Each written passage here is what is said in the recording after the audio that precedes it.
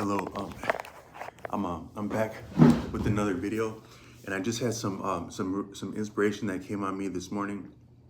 as I was practicing, and I wanted to share just maybe some thoughts about being a rock star, and I want to first say that I was I was communicating in another forum. I'm not going to reference the forum, and I was talking with some other young men in there, and we got onto the subject of trauma, and it didn't start out that heavy, but it got a little bit heavier. I had been talking about how potent a person might be if they truly got past their fear of being alone. Being alone is a little bit of a paradox because it's kind of like you want to we have the instinct that we want to master being alone so that we can be together with other people, but in a very like confident, cool way. But yet, how do you be completely comfortable being alone without wanting to be alone? So that's a interesting paradox that I had put forward, and then a person was getting back to me, and we got onto the subject of trauma and past pain, and he referenced in that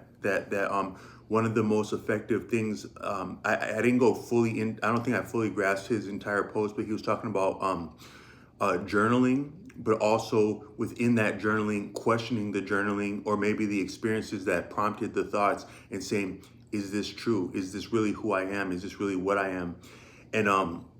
I think he didn't know that I had actually started this YouTube channel within the last month, and so I've kind of been actually journaling in a way with these videos and having some of the effect of that. But there is something I think more potent in his statement than might be on the surface, where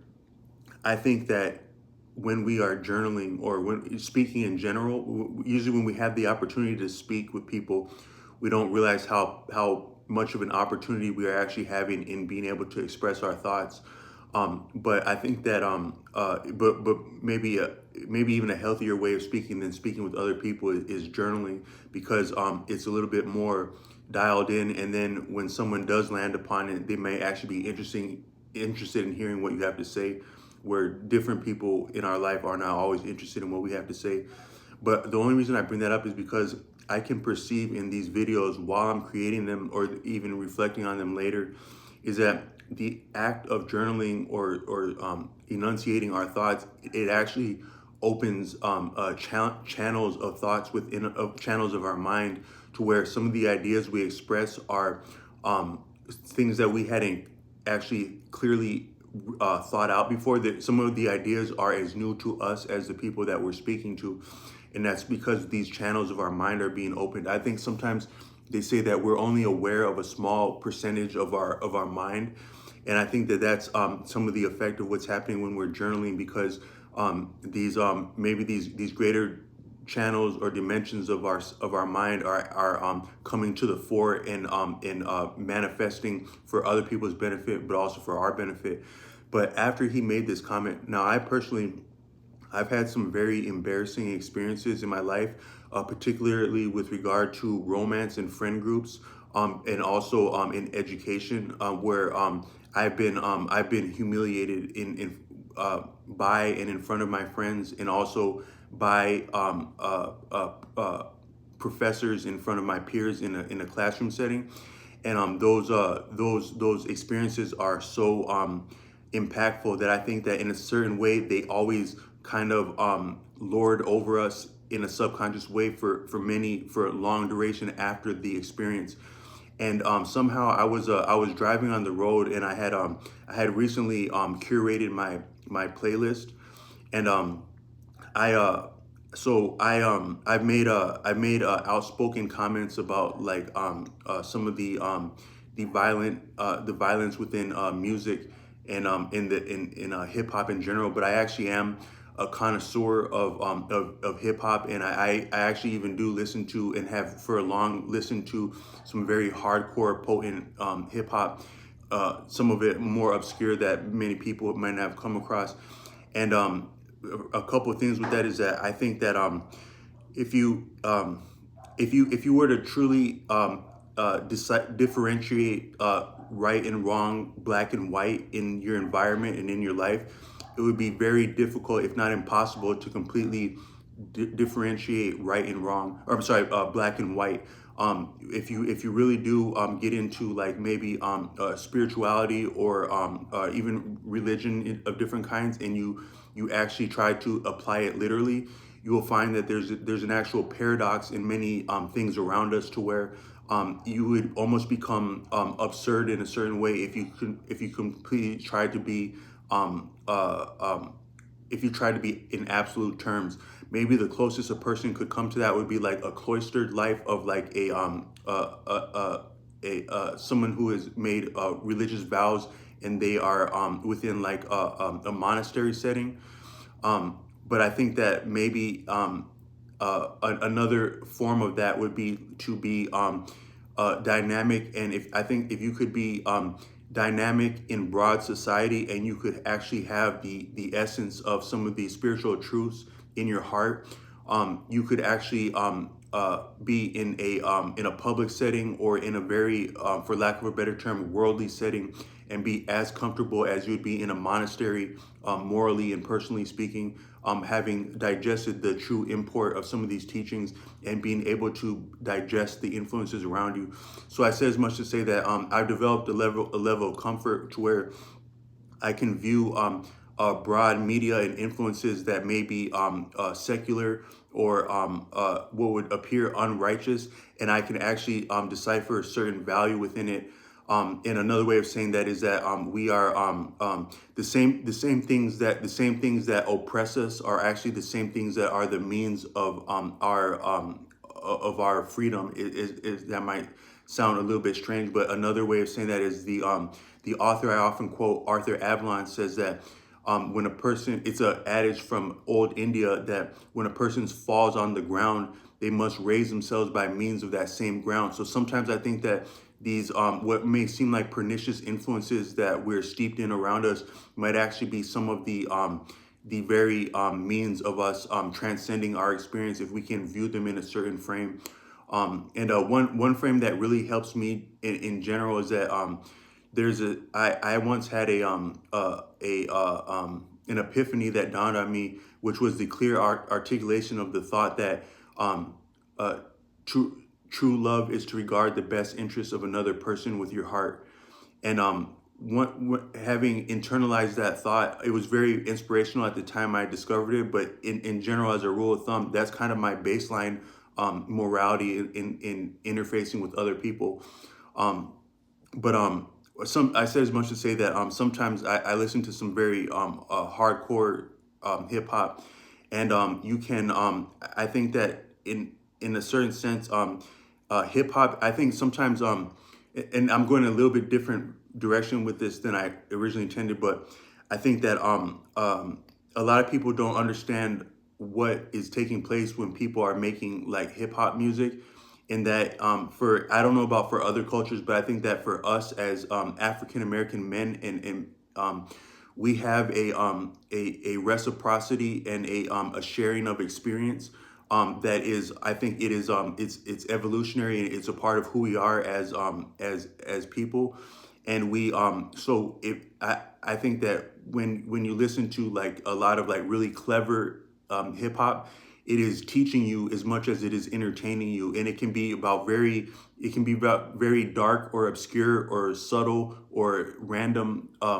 perceptions of life, but these are actually the things that are in our environment and that we experience. And this reciprocity, I think it's a natural instinct for us as African or black males, but I think equally just as human beings. But I think sometimes when people denigrate or criticize hip hop, they don't actually understand what it is and what it means to us as black men, in a very deep evolutionary or maybe even spiritual sense. But I say as much to say that I'm really just kind of justifying that I listened to some hardcore music, and I was driving on the road, and one of these songs that I had recently put on my playlist came on, and the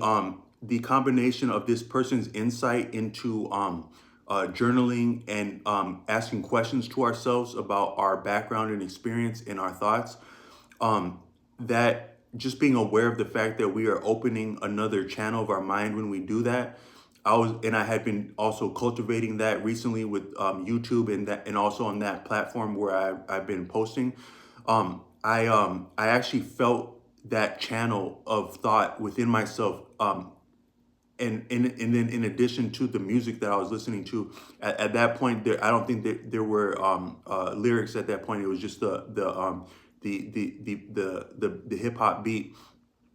But doing that, riding on the highway, that's the first time that I actually felt that I had the upper hand with regard to the experiences and embarrassment that I felt in my life, and that I actually had the initiative. So it's just to say that that's the first time that I actually stood on top of my trauma, if only for a moment, and that was very inspirational, and I wanted to share that. But what I wanted to go with this video is that I was thinking about a little bit about being like a rock star, and I put in another video that sometimes being a rock star doesn't have to mean or being experiencing the bounty of playing an instrument or being an artist. It doesn't have to be in the classical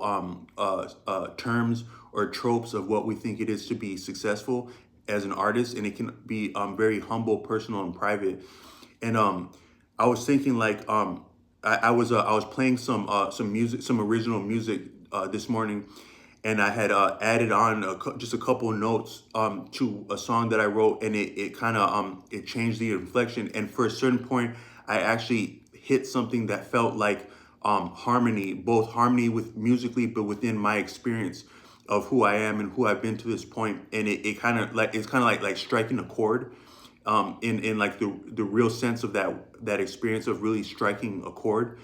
And I was thinking that when you strike a chord alone playing an instrument, it's almost as cool as like when you hear the first time you hear a really cool music,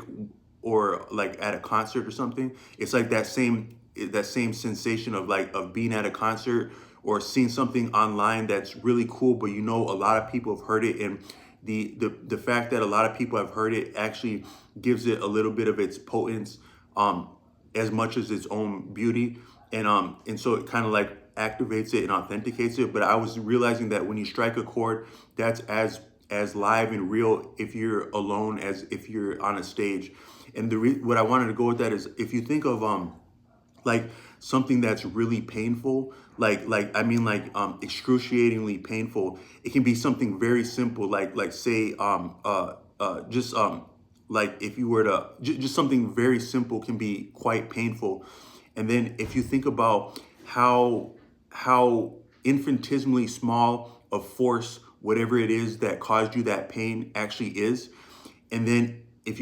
you put that in terms of how much latent or potential or available force exists within the universe, it's really quite humbling to think that some influence or force that is so small, remedial, and humble can cause that much pain. And then you think about how much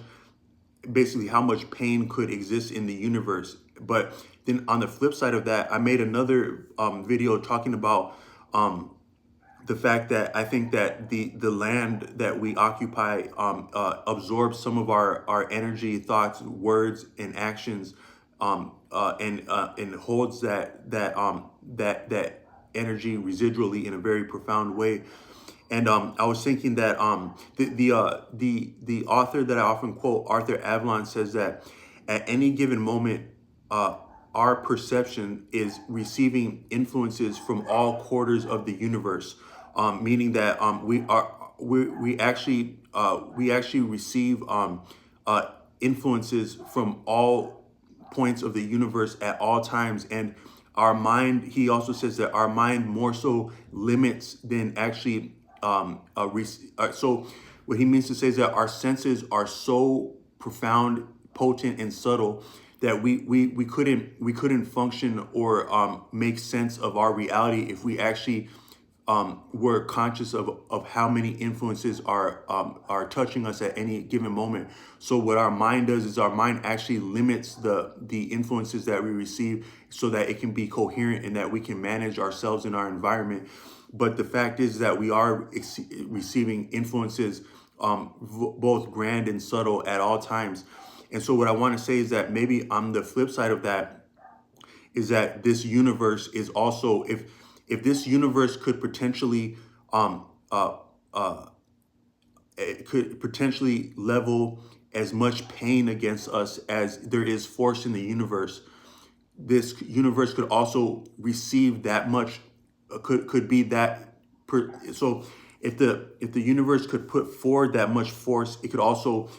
receive and understand that much force and perceive that much force. So I want to say that as infinitesimally grand is the force of the universe, I want to say as infinitesimally subtle is the perception of the universe. So therefore, anything that we say or do could, in a grandiose or maybe spiritual sense, be perceived and received by the entire universe. So when you strike that chord in isolation, if that is a really true and, for lack of a better term, beautiful chord, perhaps it is being received by the universe and is as real as though you were on a stage. So you're rocking out in your living room. And I want to say that if you were to keep hitting that chord long enough in your in your living room and adding on to it and improving upon it, sooner or later you actually might find yourself on a stage being heard by a lot of people or the whole world or the universe, in